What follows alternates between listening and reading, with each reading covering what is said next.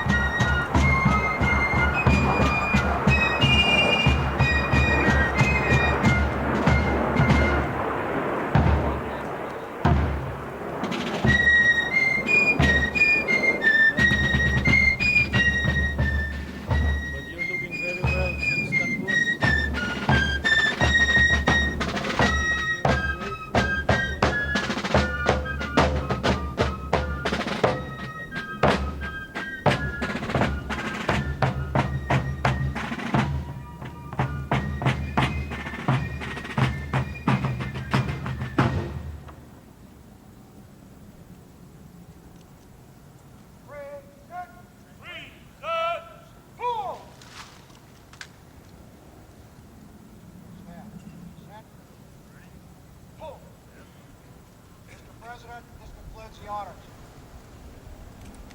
Stand. Order. Order. Right. Order. Four.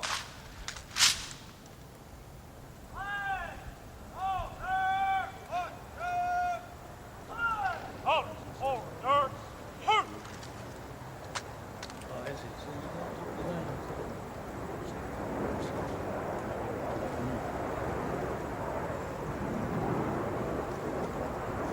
Out. Right. Out. Ceremonial. Yes. Yes. Out. Remain. Shoot.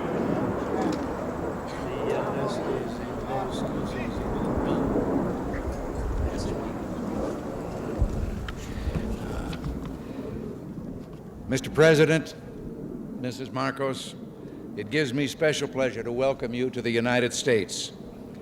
Mrs. Reagan and I have been long looking forward to returning the hospitality you showed us on our 1969 visit to your country. Our two peoples enjoy a close friendship, one forged in shared history and common ideals. In World War II, Americans and Filipinos fought side by side in the defense of freedom, a struggle in which you, Mr. President, personally fought so valiantly. The values for which we struggled, independence, liberty, democracy, justice, equality, are engraved in our constitutions and embodied in our people's aspirations. Today, our ties remain strong, benefiting each of us over the full range of our relations. Politically, we tend to view many world issues the same general way. Yours, Mr. President, is a respected voice for reason and moderation in international forums. The Philippines, with its ASEAN partners, has taken the lead in search for self-determination for the people of Kampuchea. In that vein, let me also pay tribute to you and Mrs. Marcos' personal leadership and commitment to the care of refugees in Southeast Asia. Under your direct sponsorship, the Philippines Refugee Processing Center has become a model of its kind in encouraging the development of self-sufficiency and the restoration of human dignity. The Philippines and you, Mr. President, play an important role in addressing the problems of economic development in the world. At Cancun, we made a new start toward a more effective and practical dialogue and improved cooperation among industrial and developing countries. Your leadership in that area, Mr. President, is vital and widely respected. Under your leadership at home, the Philippines can boast a record of solid economic growth over the past decade, attributable in significant part to its hospitable attitude toward free enterprise and private initiative. Your country's dedication to improving the standard of living of your people is an effort in which we've been delighted to participate through bilateral and multilateral economic assistance.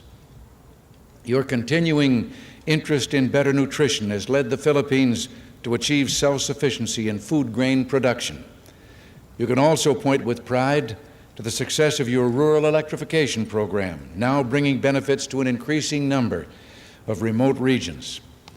And I find it a matter of personal satisfaction that your country and my home state of California are both pioneers in developing geothermal power to replace expensive energy imports. The United States remains the Philippines' leading trading partner, and American firms are the largest foreign investors in your country, reflecting their confidence in your progress and prospects for economic growth. We have welcomed the growing two-way trade between our nations and have been pleased that we've been able to keep our markets for the products of your growing manufacturing and industrial sector the most open of any country in the industrialized world. America considers itself especially fortunate to have nearly 1 million persons of Filipino heritage now residing in our country. They bring with them their energy and their talents, and they contribute enormously to the rich diversity of American society. Similarly, thousands of Americans, enchanted by the beauty of your nation and by its people, have chosen to live in the Philippines. Our security relationship is an essential element in maintaining peace in the region and is so recognized. This relationship, one of several we have in the Western Pacific, threatens no one but contributes to the shield behind which the whole region can develop socially and economically.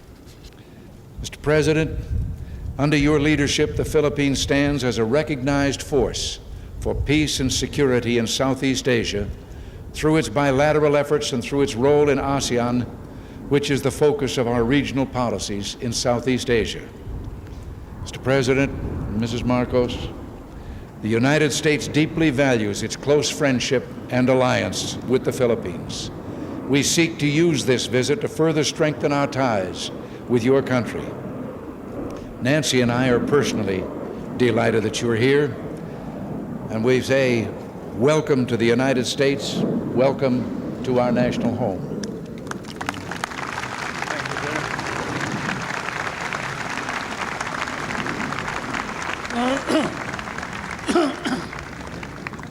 Thank you very much, President Reagan. Mrs. Reagan, members of the Cabinet, distinguished guests, my friends.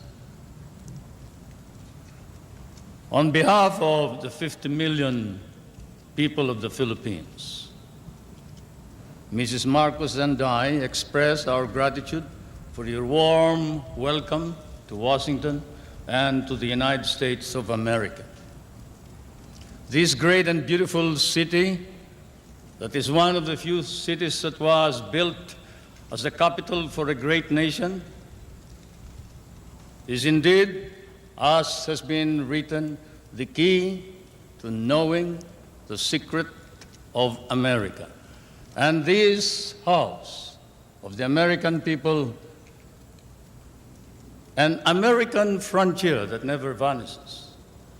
Your beautiful city with its grand memorials, its monuments, its walks, is indeed a city that memorializes the great achievements of your people for the past 2 centuries. But more than that, it keeps offering to the enterprising and the talented, the courageous and the strong, the rewards of effort and of initiative. At the same time, as I stand here on American soil, I realize that I stand on what may be the center of the government of the United States of America, here where, as I have often stated, the future is being born. The future is being born depending upon the man who is in the White House. And the man who is in the White House today certainly is creating a new future for our world.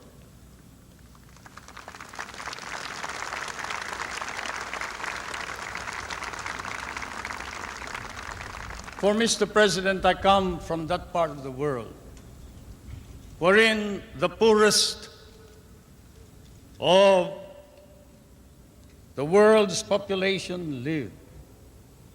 I come from that part of the world that cherishes an image of America with its ideals, its dreams, its illusions.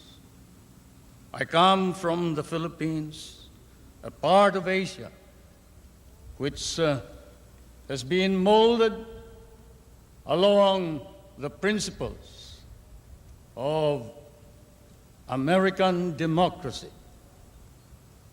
We learned to love these ideals and principles, and we lost 1 million of our people fighting for them in the last war. We have always stood by these ideals.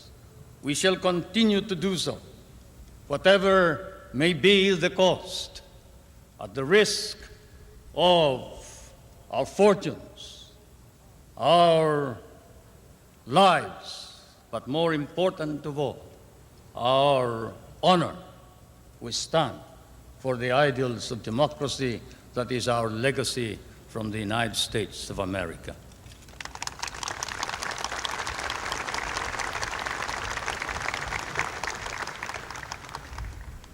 I did not come to burden you further with additional problems, Mr. President. For I know that, as I have said in many a speech before my own people and before the world, fate and destiny has decreed that the United States of America be the trustee of modern civilization against the threat of a possible second dark ages. And America cannot fail. And therefore, we, the Filipino people, come and bring to you a prayer that God and His divine providence may grant you guidance, strengthen both your heart and hand, so that that hand may be strong on the lever of power and save our humanity.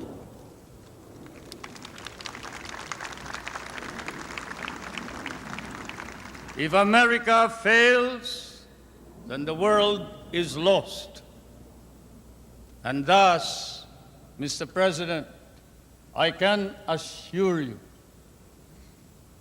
that throughout all of Asia, there is nothing but a reservoir of goodwill for you, the American people, and the United States of America. Once again, may I say thank you for your warm welcome and your hospitality, which I know we will never be able to reciprocate. Thank you.